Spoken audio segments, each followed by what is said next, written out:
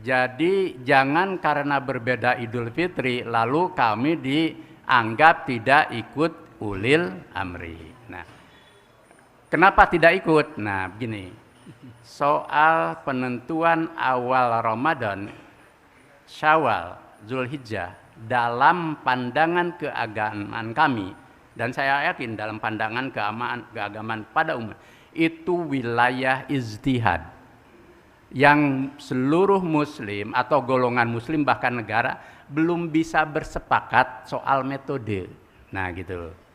Nah di saat seperti ini mestinya negara itu netral.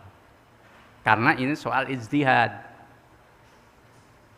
Coba nanti kalau soal madhab. Nah, imam madhab yang muktabar ada berapa Mbak Mas yang tahu? 4 kan? Syafi'iyah, Hanbaliyah, terus Malikiyah dan Hanafiyah. Coba kalau negara nanti, ya negara mengambil salah satu madhab, nah kami juga tidak akan menyetujui.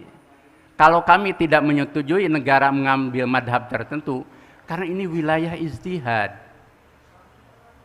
Nah gitu loh. Jadi bukan tidak ikut ulil amri, tapi kami berbeda. Karena ini soal metode. Kan ada teori mengambil kesimpulan itu tidak boleh parsial kan gitu. Kita belajar. Kalau toh kita mau generalisasi itu unsur-unsur induktif itu harus sekuat mungkin. Tapi jangan karena satu unsur induktif lalu melegitimasi yang berbeda itu tidak ikut ulil amri. Nah, saya ajak begitu saja kira-kira. Nah, kalau tidak mau, sudahlah. Bahwa kami pun tidak apa ya, inginnya sih begitu. Pemerintah itu tidak masuk pada wilayah ijtihad, lalu tetapkan saja hari libur. Nah, itu. Silakan mau yang beridul fitri 21 atau 22 semuanya difasilitasi. Wah itu elok banget.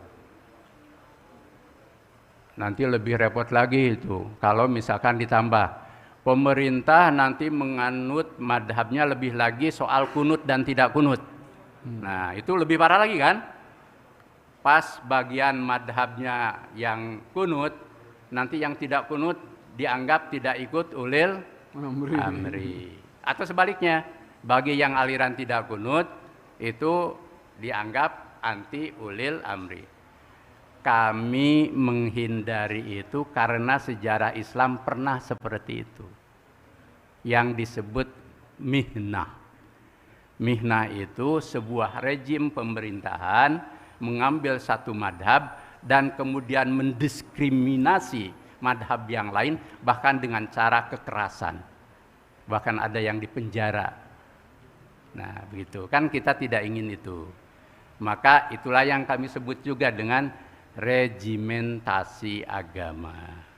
Kesimpulannya mohon dengan rendah hati bagi teman-teman yang menganggap bahwa ini tidak ikut ulil amri itu sebenarnya tidak pas.